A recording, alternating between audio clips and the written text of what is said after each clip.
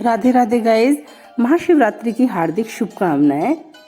आज के वीडियो में हम बात करेंगे महाशिवरात्रि पर सुनी जाने वाली चमत्कारिक कथा।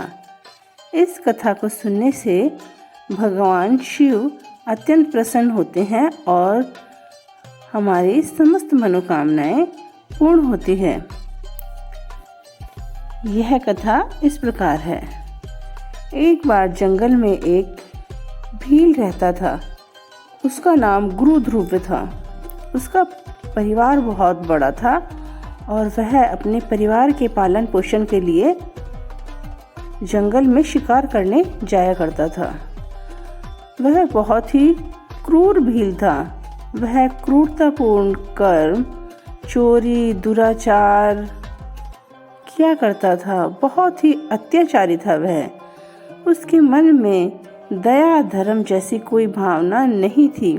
शिकार करते करते वह अत्यंत ही क्रूर हो गया। एक दिन की बात है, महाशिवरात्रि का दिन था और जो गुरु ध्रुव था उसने बहुत कोशिश की, परंतु उस दिन उसे कोई भी शिकार नहीं मिला और उसे वापस ही खाली हाथ घर लौटना पड़ा। तब उसके माता पिता और उसकी पत्नी ने कहा कि हम भूख से व्याकुल हैं, हमसे भूखा नहीं रहा जा रहा। तब शिकारी वापस जंगल में चला गया और उसे कोई शिकार नहीं मिला। तब वह परेशान हो गया और एक नदी के किनारे एक छोटी सी हांडी में जल लेकर एक वृक्ष के ऊपर चढ़कर बैठ गया और उसने सोचा कोई ना कोई जीव जंतु यहाँ पानी पीने अवश्य ही आएगा, तब मैं उनका शिकार कर लूँगा। जैसे ही जो गुरु ध्रुव था पेड़ पर चढ़ा, पर उसे ये नहीं पता था कि मैं जिस पेड़ पर चढ़ा हुआ हूँ वह पेड़ बिल्व पत्र का है, जो शिवजी को अत्यंत प्रिय है। और उस बिल्व पत्र के नीचे सूखे पत्तों में ढका हुआ शिवलिंग भी था। थोड़ी देर पश्चात गुरु ध्रुव को एक आवाज आई। देखा तो एक हिरनी थी। तब उसने अपना निशाना साधा तो धनुष बाण से थोड़ा पानी नीचे गिर गया और बिल्व पत्र के पत्ते भी शिवजी के ऊपर गिर गए। तब शिवजी की प्रथम पहर की पूजा का समय था।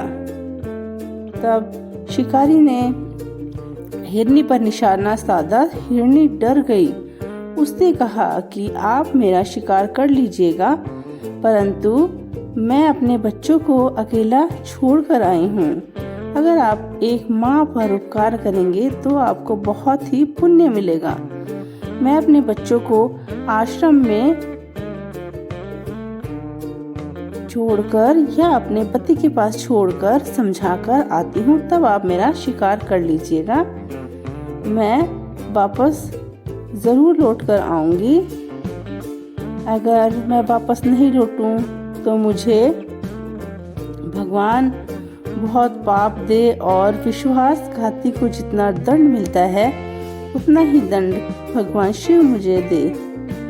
तब शिकारी को शिव जी की पूजा का फल मिला और उसके मन में दया भावना जागृत हो गई। तब उसने हिरनी को जाने दिया। जैसे ही दूसरा पहर शुरू हुआ, एक हिरण वहां आया और शिकारी ने फिर से निशाना साधा। फिर कुछ बूंदे जल की और बिल्व पत्र शिवजी के ऊपर गिरे और शिवजी की दूसरे पहर की पूजा संपन्न हो गई। तब हिरण देख के डर गया और हिरण ने कहा कि आप मेरा शिकार कर लीजिएगा, परंतु मैं एक बार घर जाकर अपनी पत्नी और बच्चों को समझा कर आता हूँ और मैं वापस जरूर आऊँगा। आप मेरे ऊपर विश्वास कीजिए। तब शिकारी ने हिरण को भी जाने दिया। जैसे ही हिरण हिरनी घर पहुँचे तो हिरनी ने सारी व्यथा हिरण को सुनाई और हिरण ने सारी व्यथा हिरनी को सुनाई। तब हिरण बोला कि तुम बच्चों के पास ही रुको, मैं उस शिकारी के पास जाता हूँ। बिना माँ के बच्चों को कौन पालेगा? बच्चों को माँ की बहुत ज़रूरत होती है, इसलिए तुम यहीं रुको, मैं शिकारी के पास जाता हूँ। परंतु हिरनी ने नहीं माना। उसने कहा कि बिना पत्नी के पति नहीं रह सकता, वैसे ही बिना पति के पत्नी का जीवन कैसा? अकेली पत्नी बच्चों को कैसे पालेगी? मैं तो स्वामी आपके बिना बिल्कुल भी नहीं रह सकती। तब उन दोनों ने एक साथ जाने का निश्चय किया और बच्चों को समझा दिया, पर बच्चे भी उनकी बात सुन रहे थे। बच्चों ने सोचा, अगर हमारे माता पिता ही मर जाएंगे तो इनके बिना हमारा जीवन कैसा?